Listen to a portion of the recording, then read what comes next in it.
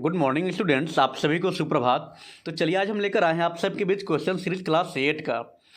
ये social science है, class 8 का एसएसटी है, जहां पे आपको 2021-22 सेशन के पूरे वार्षिक परीक्षा में जो जितने आने वाले संभावित प्रश्न हैं उनके सारे सीरीज यहाँ पे लगाए गए हैं। यहाँ से आपके 80-90% क्वेश्चन टच कर जाएंगे।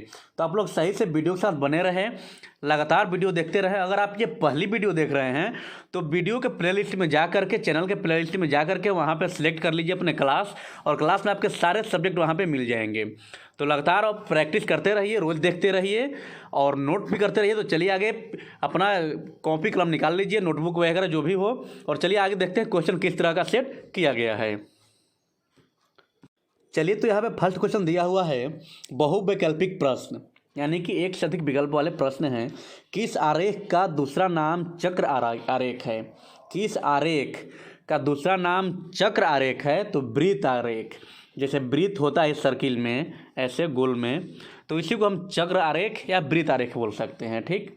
नेक्स्ट है, संसार की छत कहलाती है। संसार की छत किसे कहते हैं? तो याद रखिएगा, पामीर की पठार जो है उसको संसार के छत कहते हैं। ठीक, ये बिल्कुल याद करने वाली चीज़ है। पामीर की पठार को ही संसार की छत कहते हैं। ठीक, ये दोनों नहीं होंगे। जो यूराल पर्वतमाला दिया हुआ है, तिब्बत का पठार दिया हुआ है। नेक्स्ट क्वेश्चन तरफ आगे बढ़ते हैं, जो दिया हुआ है, रॉलेट एक्ट के विरोध में सभा कहाँ हो रही थी? जो रॉलेट एक्ट था, रॉलेट एक्ट क्या था? तो अंग्रेजों के द्वारा ऐसा एक कानून पारित किया गया था, बनाया गया था, जिसमें बिना अपील, बिना दलील के किसी पर अगर शक संदेह है कि ये व्यक्ति गलत है या कुछ है, शक हुआ, तो उसको गिरफ्तार तुरंत करके जेल में डाल देना था। बस यही अंग्रेजों का एक कानून बना था, रॉलेट एक्ट। ठीक ना? तो वहीं दिया था यहाँ पे क्वेश्चन है कि रॉलेट एक्ट के विरुद्ध में सभा कहाँ हो रही थी, कि मतलब लोग सोच रहे थे कि बताइए ऐसा कानून अंग्रेजों ने लाया है हमारे देश में कि अगर हम लोग पर किसी पर शक संदेह होगा, अगर कोई गलत नहीं है कि शक हो रहा है, तो तुरंत जेल में डाल देगा, ये करेगा वो करेगा। तो ये सभा कहाँ पे आयोजित की गई थी? तो सारे लोग हिंदुस्तानी जो मिल करके जालियांवाला बाग जो एरिया था वहाँ पर अपना सभा कर रहे थे। याद रखिए, कहाँ पे? जालियांवाला बाग में। नेक्स्ट क्वेश्चन यहाँ पे दिया हुआ है, महात्मा गांधी ने भारत में सत्याग्रह का प्रथम प्रयोग कहाँ किया? महात्मा गांधी ने सत्याग्रह का प्रारंभ सबसे पहले कहाँ किए थे? तो चंपारण में किए थे। बड़ी खुशी की बात है कि हम लोग का बिहार में चंपारण जो है, जिसे हम पूर्वी चंपारण, पश्चिमी चंपारण बोलते हैं, मोतिहारी, बेतिया, तो इसी चंपारण में ही सत्याग्रह किए थे महात्मा गांधी जी पहली बार, सर्वप्रथम। नेक्स्ट क्वेश्चन की ओर आगे बढ़ते हैं, आज़ाद हिंद सरकार की स्थापना कब की गई थी? तो आज़ाद हिंद सरकार की स्थापना की गई थी 1943, यानी कि 1943 में। ठीक, तो इसे याद रखिएगा कि सुभाष चंद्र बोस जी के द्वारा आज़ाद हिंद फौज, आज़ाद हिंद सरकार का गठन किया गया था 1943 में। कहाँ पे? सिंगापुर में थे उस समय, वहीं पे। ठीक, चलिए तो आगे देखते हैं। जैसा कि ऊपर में जो क्वेश्चन था यहाँ पे महात्मा गांधी वाला सत्याग्रह का, तो उसके बारे में थोड़ा सा आप सबको बताने का प्रयास कर दें ताकि वो भी आप जान जाइए कि महात्मा गांधी जो सत्याग्रह किए थे वो क्यों किए थे और कब किए थे। तो 1917 में किए थे। कब? 1917 में किए थे। क्यों किए थे? क्योंकि बिहार में जो चंपारण एरिया था वहाँ पे अंग्रेजों द्वारा यहाँ के लोगों को जबरन नील की खेती कराई जाती थी, और जिस खेत में नील की खेती होती है या होती थी वो फिर बंजर हो जाता था, उसमें अब दूसरा फसल नहीं हो पाता था। तो वहाँ के किसान परेशान हो गए थे, और नील की खेती से, नील से अंग्रेजों को बहुत ज़्यादा मुनाफा हो रहा था, तो इसलिए नील की खेती जबरन करवा रहे थे। खेत तो बर्बाद हो ही रहा था, पर इसी को दूर करने के लिए, हमेशा के लिए ख़त्म करने के लिए महात्मा गांधी जी ने किसानों के साथ आए और सत्याग्रह में अपना अग्र भूमिका निभाए। चलिए फिर आगे देखते हैं। और रॉलेट एक्ट के बारे में आपको बता दें तो आपको बता ही दिए कि रॉलेट एक्ट क्यों हुआ था, कि बिना, अगर किसी पे शक संदेह हो रहा है तो बस उसको तुरंत जेल में डालना था। ये सिडनी रॉलेट थे जो अंग्रेजी थे, उन्हें वहीं 1919 ईस्वी में 18 मार्च 1919 को ये ऐसा प्रावधान, ऐसा मतलब कि नियम कानून लाए थे। ठीक, चलिए आगे बढ़ते हैं। जो अगला क्वेश्चन यहाँ पे था, आज़ाद हिंद सरकार हो गया। उसके बाद यहाँ पे 6 नंबर है, 1857 का विद्रोह कहाँ से आरंभ हुआ? 1857 का विद्रोह कहाँ से आरंभ हुआ? तो यहाँ पर ऑप्शन दिया हुआ है मेरठ, दिल्ली और कानपुर। तो याद रखेंगे 1857 में जो क्रांति शुरुआत हुई थी वो मेरठ से हुई थी। ये सैनिक विद्रोह था, फर्स्ट सैनिक विद्रोह। फर्स्ट मतलब क्रांति था ऐसा कि अपने देश के लिए, स्वदेश के लिए प्रेम को उभरता हुआ पहला क्रांति युद्ध था ये। तो कहाँ पे हुआ था? मेरठ हुआ था। और ये कारतूस को लेकर हुआ था, क्योंकि हिंदू मुस्लिम को अलग बांटने के लिए ऐसा मतभेद पैदा किया गया था कि जो कारतूस में आ रहे हैं तो गौ मांस आ रहे हैं, तो सुअर के मांस आ रहे हैं। जैसे मुस्लिम भाई लोग सुअर को नहीं टच कर सकते, तो हिंदू गाय को नहीं टच कर सकते हैं। अगर कारतूस बन के आ रहे हो तो पता नहीं चल रहा है उसमें कौन में सुअर है कौन में गाय है, ऐसा। और दांत से कारतूस खींच कर फेंकना होता है, जिससे विस्फोट होता है। तो इस वजह से वहाँ पे जो सैनिक थे, वहाँ पे भर्ती जो सैनिक थे अंग्रेजी फौज में, भारतीय सैनिक सिपाही, उस सब लोग का उग्र हो गए और वहीं पे ये विद्रोह शुरू हो गया। और उसके बाद पूरा तहस नहस का परिणाम वहीं से शुरुआत हो गई। चलिए आगे बढ़ते हैं। कुंवर सिंह कहाँ के जमींदार थे? कुंवर सिंह कहाँ के जमींदार थे? तो बीर कुंवर सिंह, इनसे बहुत मतलब हम नज़दीकी तरह से वाकिफ़ हैं कि हम लोग के एरिया से ही संबंधित हैं। कुंवर सिंह यानी बीर कुंवर सिंह, जो भोजपुर जिला के ही जगदीशपुर क्षेत्र से संबंधित हैं।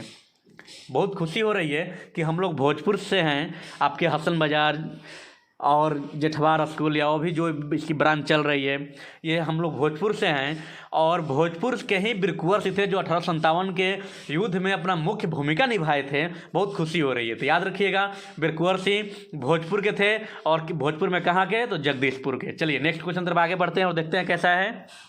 ऊपर कर ले। चलिए यहाँ पे समाप्त हो रहा है। नेक्स्ट क्वेश्चन है, भारत में नागरिकता है, तो भारत में नागरिकता कैसी है? तो भारत में एकल नागरिकता है। कैसी नागरिकता है? एकल, एक है नागरिकता सबके। नेक्स्ट है, भारत में इस्पात बनाने का पहला कारखाना कब स्थापित हुआ? इस्पात मतलब कि जैसे लौह अयस्क हो गया, लोहे के सामान, स्टील की जो इस्पात बनाने, तो कब हुआ था? 1907 में। 1907 में जमशेदजी टाटा, जो जमशेदजी टाटा थे, उन्हीं द्वारा ये 1907 में पहला लौह इस्पात बड़े पैमाने पर लगाया गया था। कहाँ पे? तो बिहार के उस जगह पे जिसको अब हम झारखंड बोलते हैं, टाटा। आप नाम सुने टाटा, तो उन्हीं के नाम पर उनका नाम ही था जमशेदजी टाटा। जमशेदजी टाटा, तो उसको हम टाटा बोलते हैं, जमशेदपुर बोलते हैं, ठीक ना। तो याद रखिएगा उन्हीं के नाम पर ही है ये। और वहीं पहले कारखाना भी लगाए थे यहाँ पे, ठीक। सागची जगह स्थान था, अब तो पूरा का पूरा जमशेदपुर या टाटा कहा जा रहा है। नेक्स्ट है, भिलाई लौह इस्पात किस राज्य में है? तो भिलाई छत्तीसगढ़ में है। याद रखेंगे, भिलाई कहाँ पर है? तो छत्तीसगढ़ में है। तो भिलाई जो शहर है उसी के नाम पर है भिलाई लौह इस्पात, तो छत्तीसगढ़ में लगाया गया है। तो ये सोवियत संघ रूस के द्वारा स्थापित कराया गया था। और यहाँ पे अधिकतर ये रेलवे का काम होता है, रेलवे के बॉडी वगैरह सब बनाए जाते हैं। चलिए आगे देखते हैं। चलिए तो आगे प्रश्नों की तरफ हम बढ़ते हैं, जहाँ पर दिया है सेकंड नंबर, रिक्त स्थानों को भरो, यानी रिक्त स्थानों की पूर्ति करें। विजयनगर लौह इस्पात केंद्र, उसके बाद ब्लैंक है, राज्य में है, यानी कि विजयनगर लौह इस्पात केंद्र किस राज्य में है? तो कर्नाटक में है। याद रखेंगे, विजयनगर लौह इस्पात केंद्र कहाँ पर है? कर्नाटक में है केंद्र। नेक्स्ट है, टिस्को को, और उसके ब्लैंक है, कि खानों से कोयला मिलता है। तो टिस्को को किसके खानों से मिलता है? कहाँ के खानों से? तो झरिया। टिस्को टाटा का है जो प्लांट, टाटा लिमिटेड, तो उसी का टिस्को है। टिस्को का झरिया के जो खान है वहाँ से कोयला मिलता है। झरिया में बहुत सारे कोयला के खान हैं जो झारखंड में पड़ता है, तो वहाँ से कोयले मिलते हैं। नेक्स्ट है, ब्लैंक है, उसके बाद ने अंग्रेजों के साथ सबसे पहले सहायक संधि ने स्वीकार किया। थोड़ा छोटा कर ले रहे हैं ताकि उधर का फ्रेश क्वेश्चन दिख जाए सारे। चलिए, हाँ उम्मीद है कि अब दिख रहा होगा। तो जो यहाँ पे दिया है कि ब्लैंक में तो क्या भरेंगे? हैदराबाद के निज़ाम। हैदराबाद के निज़ाम जो थे, अंग्रेज़ों के साथ सबसे पहले सहायक संधि स्वीकार किया। मतलब कि अंग्रेज़ों से हार गए, वहाँ के बात मान गए और अंग्रेज़ों के अनुसार चलने लगे, हैदराबाद के जो हेड थे उस समय। नेक्स्ट है, लॉर्ड डलहौजी फिलअप किया हुआ है। जो क्वेश्चन पूछ रहा है कि किसने विलय नीति का अनुसरण किया? विलय नीति यानी कि एक ही में विलय कर देना, मिलाना। तो अंग्रेज के गवर्नर जनरल थे जो लॉर्ड डलहौजी थे, तो लॉर्ड डलहौजी ने विलय नीति का अनुसरण किया। नेक्स्ट है, अभिलेखागारों। अब देखिए इसमें क्या पूछा हुआ है कि सरकारी दस्तावेजों को सुरक्षित रखा जाता है। तो सरकारी दस्तावेज को सुरक्षित जहाँ रखा जाता है उसको हम बोलते हैं अभिलेखागार। क्या बोलते हैं? अभिलेखागार। जहाँ पे कोई भी गवर्नमेंटली सरकारी जो दस्तावेज होते हैं, जो फाइल वगैरह कुछ होते हैं, वो सारे चीज़ को जहाँ पे बढ़िया तरीके से रखा जाता है कि आगे भी काम कर जाए, जब इसे आगे 2, 4, 10 साल 20 साल बाद उससे खोया जाए तो मिल जाए आसानी से, उसे बोलते हैं अभिलेखागार। ठीक, नेक्स्ट आगे देखते हैं। संपूर्ण क्रांति का नारा ने दिया, यानी किसने दिया? तो संपूर्ण क्रांति का जो नारा था वो जयप्रकाश नारायण जी ने दिया, जो भी बिहार से बिलोंग करते हैं। अब तो नहीं है, करते थे। संपूर्ण क्रांति, जैसे करो मरो है महात्मा गांधी जी का, वैसे ही संपूर्ण क्रांति, तो संपूर्ण क्रांति बस इतना है। किन का नारा है? जयप्रकाश नारायण जी का है। नेक्स्ट क्वेश्चन तरफ आगे बढ़ते हैं। भाषा के आधार पर सबसे पहले राज्य का गठन किया गया। जब देश आज़ाद हो गया तो उसके बाद हुआ अपना सब राज्य को अलग अलग बनाना। तो किसके आधार पे? तो भाषा के आधार पे हुआ कि जिस राज्य में सबसे अधिक जो भाषा बोला जाता है, तो जितना दूर में जो भाषा बोला जाता है तो उतना दूर के एरिया को एगो अलग राज्य बना दिया जाए। तो उसमें सबसे पहले आंध्र प्रदेश को बनाया गया राज्य, क्योंकि आंध्र प्रदेश में जो बोला जाता है तेलुगु भाषा, ठीक। तो तेलुगु क्षेत्रीय जितना दूर था तेलुगु, उस सबको एक राज्य बना दिया, जैसे आंध्र प्रदेश हम बोलते हैं, ठीक। अब तो देख रहे हैं करंट में कि आंध्र प्रदेश भी दो पार्ट में बट गया, एक तेलंगाना हो गया है और एक आंध्र प्रदेश रह गया है। नेक्स्ट क्वेश्चन तरफ आगे बढ़ते हैं, जो दिया है देखिए यहाँ पे आ गया करो या मरो भी। करो या मरो का नारा ने दिया, तो किसने दिया? गांधी जी ने दिया। करो या मरो, बस इतना, करो या मरो, संपूर्ण क्रांति, ये चीज़ इतना ही। तो नारा किनका है? करो या मरो, गांधी जी का नारा है। नेक्स्ट क्वेश्चन तरफ आगे बढ़ते हैं, उसमें देखते हैं संविधान सभा के अध्यक्ष के रूप में ने हस्ताक्षर किया। यानी संविधान सभा के अध्यक्ष के रूप में, यानी कि अध्यक्ष हम हो, उसका पूरा संविधान सभा का हेड, तो जो अध्यक्ष कौन थे? डॉक्टर राजेंद्र प्रसाद थे। जो भी हमारा संविधान बना है, संविधान मतलब कि एक सिलेबस हो गया हमारा राज्य काज चलाने के लिए कि कैसे क्या करना है, कौन चीज़ होगा तो उससे हम क्या निदान करेंगे। जो पूरा संविधान बनकर तैयार हुआ अपने देश को चलाने के लिए, तो उस जो संविधान सभा का गठन हुआ उसमें बहुत सारे कमेटी बने, हर तरह के लोग जुटे, और सबका जो हेड हुए, कौन हेड बने थे? डॉक्टर राजेंद्र प्रसाद जी ने। ये भी हमें खुशी की बात है, बिहार से बिलोंग करते हैं। हमारे भारत के प्रथम राष्ट्रपति डॉक्टर राजेंद्र प्रसाद जी हमारे बिहार से बिलोंग करते हैं, हम गौरवान्वित हैं, ठीक। बिहार के सरना जिले, जो अब इसको हम छपरा बोलते हैं, अब सिवान में चला गया है इनका एरिया। चलिए नेक्स्ट है, सत्य शोधक समाज की स्थापना कौन किए थे? तो ज्योतिराव फुले ने। सत्य शोधक समाज, एकदम सत्य हो, एक जैसा सब हो, सबको एक बराबर देखा जाए, तो ये सत्य शोधक समाज की स्थापना जो किए थे उनका क्या नाम था? ज्योतिराव फुले। नेक्स्ट क्वेश्चन आगे बढ़ते हैं, जो दिया है सही और गलत का निशान लगाओ। यानी सही गलत का निशान लगाना है, सही जिस पर होगा सही का, गलत जो होगा गलत पे। चलिए यहाँ पे देख ले रहे हैं, हाँ चलिए चलते हैं क्वेश्चन की तरफ। जो दिया हुआ है यहाँ पे, ये आपका हेडिंग हो गया, कर मुक्त व्यापार से बंगाल के राजस्व का काफ़ी नुकसान हो रहा था। कर मुक्त, कर मतलब कि टैक्स मुक्त हो गया, टैक्स नहीं लिया जा रहा है, टैक्स छोड़ दिया गया। जब किसी चीज़ पर टैक्स नहीं लिया जाएगा तो राजस्व का नुकसान तो होना तय है। यानी कि अगर कोई चीज़ है कि अगर आप 50 रुपये बेचना है तो उसमें से 2 रुपया हमें मिलेगा। अगर हम ये चीज़ हटा दें तो फिर जो 2 रुपये हमें मिल भी रहा था तो अब तो नहीं मिलेगा। तो ये हो गया कर मुक्त, यानी कि टैक्स अब नहीं मिलना है, तो राजस्व जो हमारे पास है उसमें कमी आ जाएगी। तो यही बात, जब कर मुक्त व्यापार से बंगाल के राजस्व में काफ़ी नुकसान हो रहा था, तो हाँ सही है, नुकसान तो होगा जब कर नहीं लिया जाएगा, करेंट टैक्स नहीं लिया जाएगा किसी से। चलिए आगे देखते हैं, जो दिया है ईस्ट इंडिया कंपनी को भारत में मुक्त व्यापार करने का अधिकार मिल गया। ईस्ट इंडिया कंपनी जो अंग्रेजों द्वारा जो कंपनी यहाँ पे लाई गई, अंग्रेज जो अपना कंपनी 1600 ईस्वी में स्थापित किए थे, उसके बाद से लगातार कंपनी पे कंपनी डालते गए, हर जो शहर विकसित शहर हो रहा था वहाँ पे कंपनी डालते गए, अपना देखते गए कच्चा माल कहाँ पे हमें मिल जाएगा वहाँ पे डालते गए, और वहाँ से भारत से कच्चे माल सस्ते दामों पर लेकर के अपने फैक्ट्री में तैयार करके और यहाँ से अपने देशों में और फिर भारत में भी वहीं माल बनाया हुआ अधिक दामों पर बेचने लगे। अब धनी होते गए, धीरे धीरे ऐसे ही करते करते बढ़ते गए, पैर फैलाते फैलाते यहाँ के खुद शासन देखने लगे, भारत को अपने अंडर में कर लिए। तो वहीं दिया है यहाँ पे, ईस्ट इंडिया कंपनी को भारत में मुक्त व्यापार करने का अधिकार मिल गया। तो हाँ मिल गया था, व्यापार कर सकते हैं। जो वहाँ से आए थे अंग्रेज से, तो अंग्रेज के महारानी द्वारा, राजा द्वारा वहाँ मिल गया था। नेक्स्ट है, भारत में सर्वाधिक साक्षरता वाला राज्य कौन है? तो केरल है। तो सही है, गलत? तो सही है। सबसे अधिक साक्षरता यानी पढ़े लिखे लोग, हर घर के लोग लगभग पढ़े लिखे कहाँ मिलेंगे? तो केरल में मिलेंगे। हम लोग के यहाँ, हम लोग घर में पढ़े लिखे हैं तो किसी घर में नहीं है, किसी घर में 10 परिवार है तो उसमें 8 पढ़े हैं 2 नहीं हैं, किसी घर में 10 में से 2 पढ़े हैं 8 नहीं पढ़े लिखे हैं। पर केरल में है कि सर्वाधिक लोग साक्षरता से हैं, निपुण हैं, शुरू से ही चलते आ रहा है। नेक्स्ट है, बिहार में लिंगानुपात कितना है? तो 9:38। तो ये गलत है, बिहार में 9:38 लिंगानुपात नहीं है। अगर हम बिहार में लिंगानुपात की बात करें तो बिहार में जो लिंगानुपात है 938 नहीं, जबकि यहाँ पे 1062 था। अब इससे भी अधिक बढ़ करके 1090 हो गया है। 1090 लिंगानुपात, यानी कि 1000 पुरुष पर 1090 अब लेडीज यानी औरतें हैं। नेक्स्ट है क्वेश्चन यहाँ पे, प्रति 1000 व्यक्तियों में जितने बच्चे जन्म लेते हैं उसे जन्म दर कहते हैं। तो हम लोग जन्म दर किसे कहेंगे, जन्म दर को?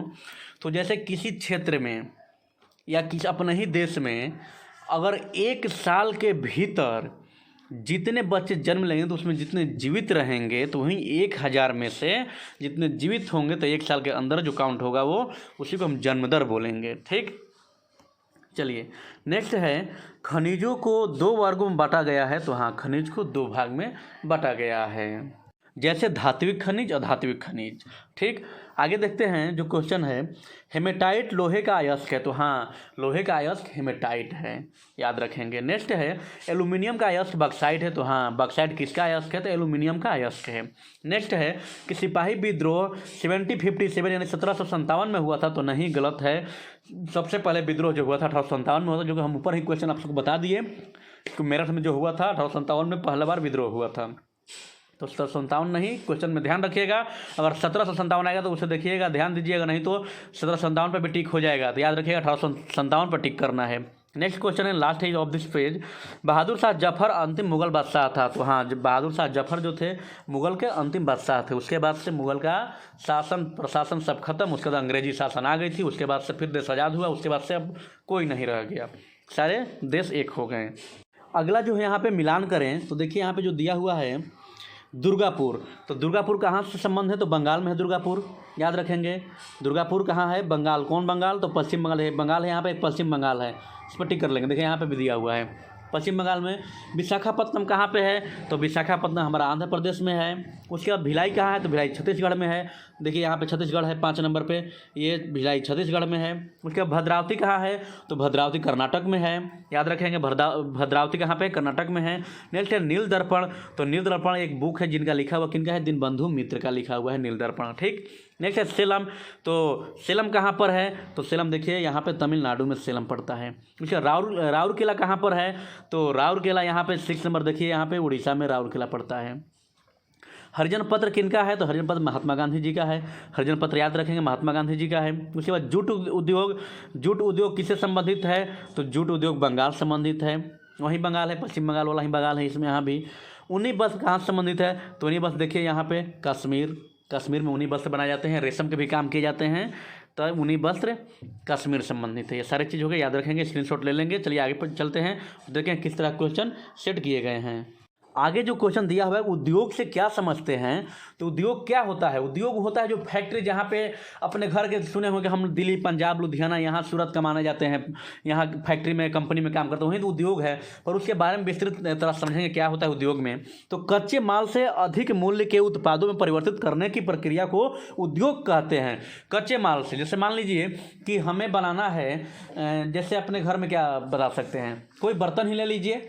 अगर कोई बर्तन ही ले लें हम, उसे बनाना है तो पहले बर्तन के लिए जो हमें लोहे चाहिए तो पहले कच्चे माल के रूप में आते हैं जो, और उसके बाद से हमें फैक्ट्री में जाकर उसे पक्के बना दिए जाते हैं, फाइनल हो जाता है। तो उसे फाइनल बनाकर हम अधिक दामों में बेचते हैं। जैसे कि अगर हम पेपर ले लिए तो पेपर से अब हम कॉपी बना दिए, तो कॉपी के फैक्ट्री में पूरा कॉपी बन गया, तो पेपर का जो मामूली दाम था कॉपी में बन गया, तो कॉपी में उससे 2 3 जितना दाम हो उससे अधिक दामों पर उसे बेचा जाएगा। ठीक, ये होता है उद्योग में।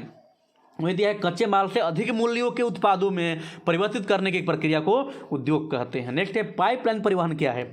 पाइपलाइन परिवहन, परिवहन मतलब कि ऐसे परिवहन है, उसका जाने का रास्ता माने गति करने वाला चीज़ है, जैसे यातायात बोलते हैं। तो पाइपलाइन द्वारा परिवहन, तो इसमें ज़मीन के अंदर बिछाई गई पाइपलाइनें होती है, ज़मीन के भीतर पाइपलाइन बिछा दी जाती है, और उसकी मदद से क्या होता है, तो पाइपलाइन में क्या भेजा जाता है, यहाँ से वहाँ जो भी परिवहन, यहाँ इस शहर से उस शहर तक, इस राज्य से उस राज्य तक, तो क्या, तो पेट्रोलियम, जल, गैस आदि एक स्थान से दूसरे स्थान तक पहुँचाई जाती है पाइपलाइन के द्वारा। तो पाइपलाइन जो ज़मीन के भीतर, पाइप तो ऊपर बिछाएंगे नहीं, रोड के ऊपर में फट जाएगा या कुछ हो जाएगा, नुकसान पहुँचेगा, तो ज़मीन के भीतर पाइपलाइन बिछा दिए, पाइपलाइन के द्वारा यहाँ से पेट्रोलियम पदार्थ डालेंगे, वहाँ पहुँचेगा।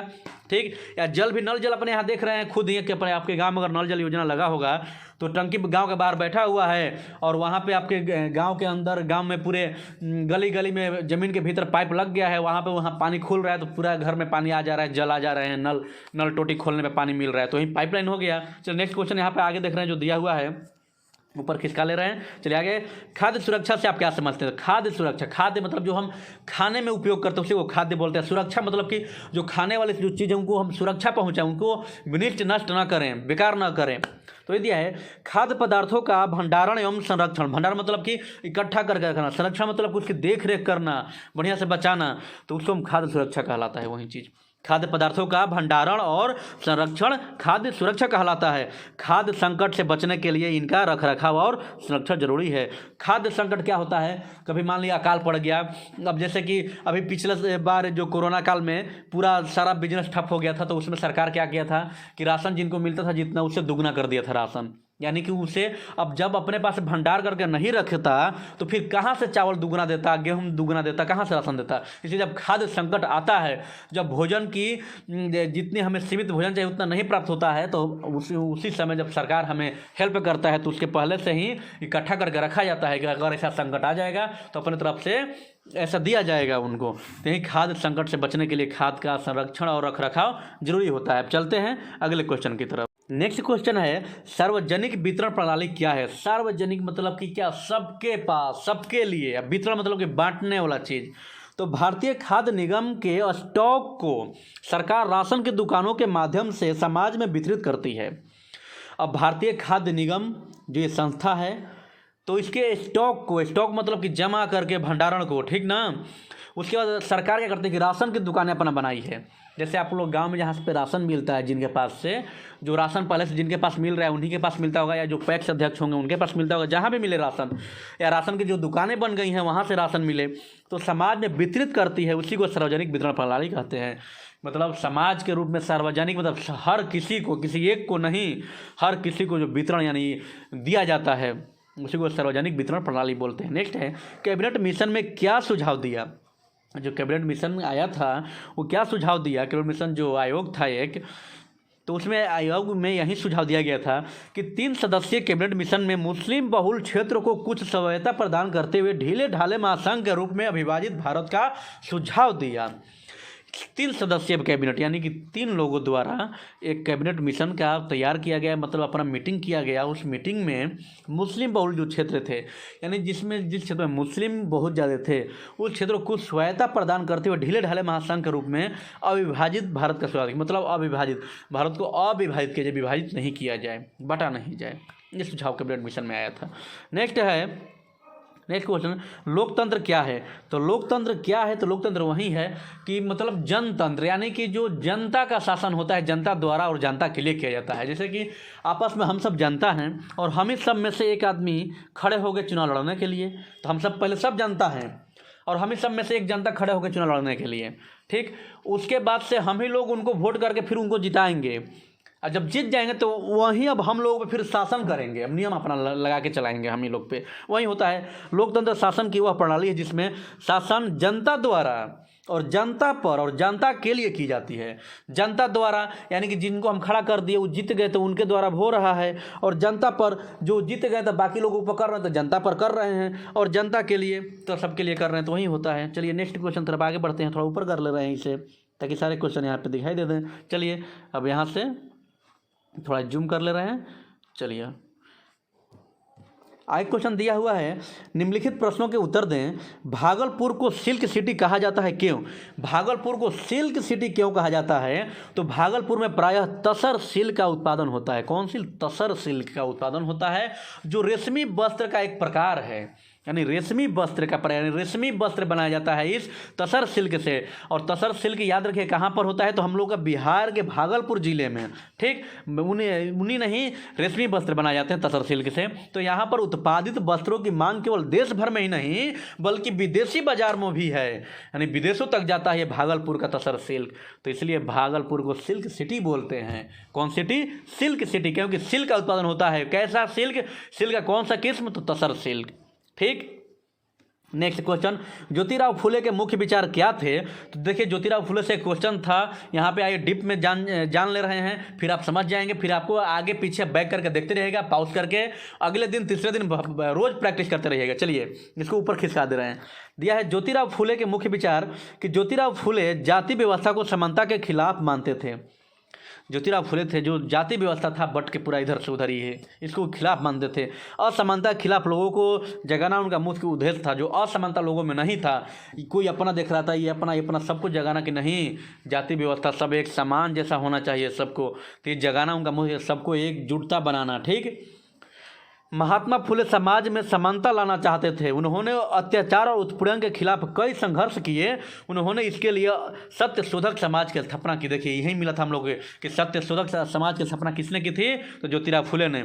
जो ज्योतिराव फुले का यही काम था, यही चाहते थे कि हम लोग को समाज में समानता लाना है, सबको एक समान करना है, किसी को ऐसा नहीं कि ये वो है तो वो है कि ये है, जात धर्म सब अलग जो थे, अलग थलग थे, सबको एक दूसरे से बैर की भावना थी, सबको एकजुटता और प्रेम दिलाना इनका काम था। चलिए अब आगे बढ़ते हैं, आगे क्वेश्चन देखते हैं किस प्रकार क्वेश्चन है, तो अब चलते हैं आगे क्वेश्चन की तरफ।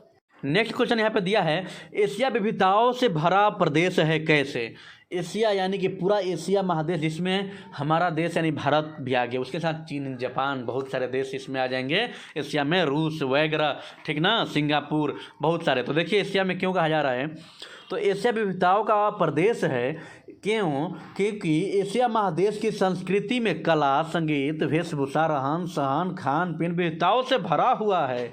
मतलब यहाँ पे अब हम ही लोग का जो बिहार ले लें तो बिहार में कहीं वो भाषा चल रहा है, यहाँ पे ये भाषा चल रहा है, कहीं पे भोजपुरी तो मगधी तो मिथिला तो आंगिकी, ठीक ना, हर तरह के भाषा बोले जा रहे हैं। संगीत सबका अलग अलग है। वेशभूषा कहीं का पहनावा, हम लोग के बिहार में पहनावा ये है, राजस्थान का पहनावा ये है, तो तमिलनाडु साउथ का पहनावा ये है, ठीक। रहन सहन, खान पान, कहीं का डिश ये है, कहीं का डिश वो है, हर जगह खान पान अलग है। तो सब विविधता है। क्या है?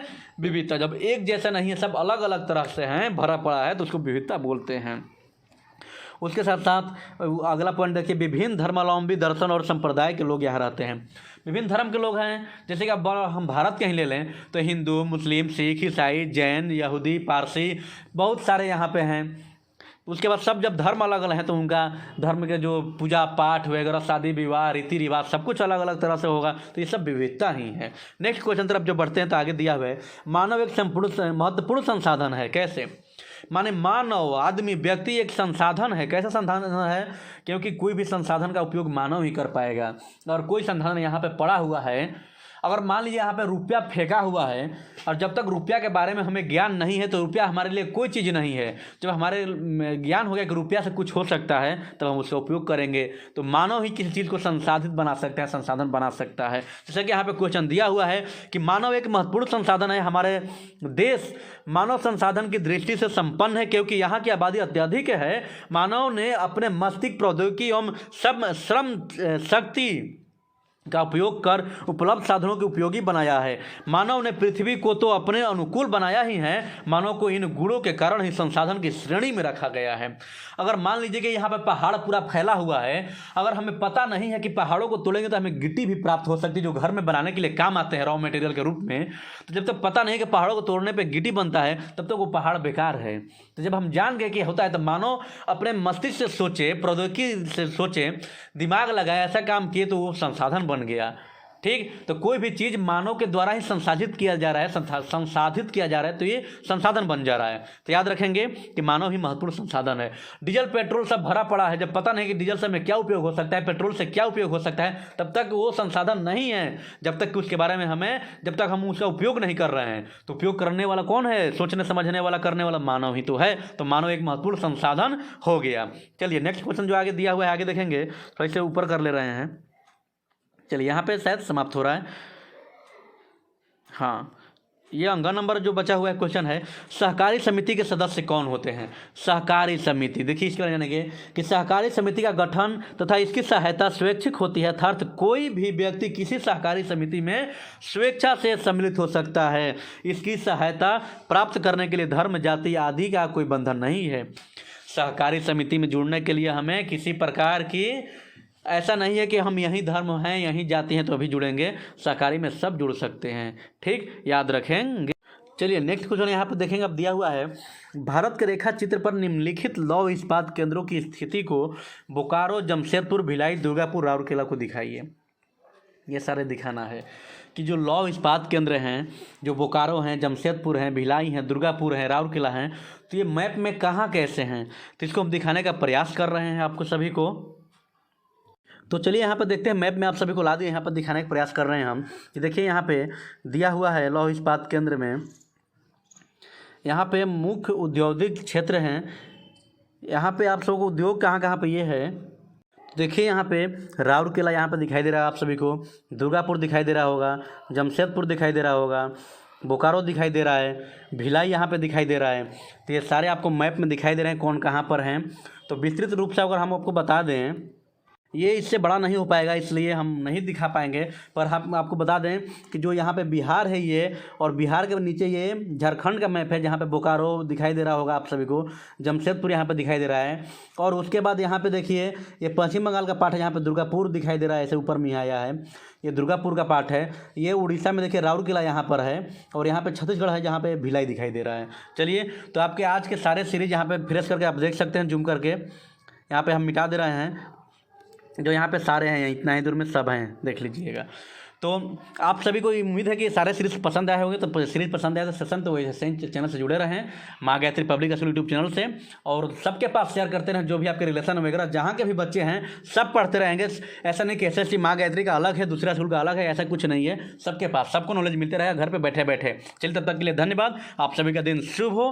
धन्य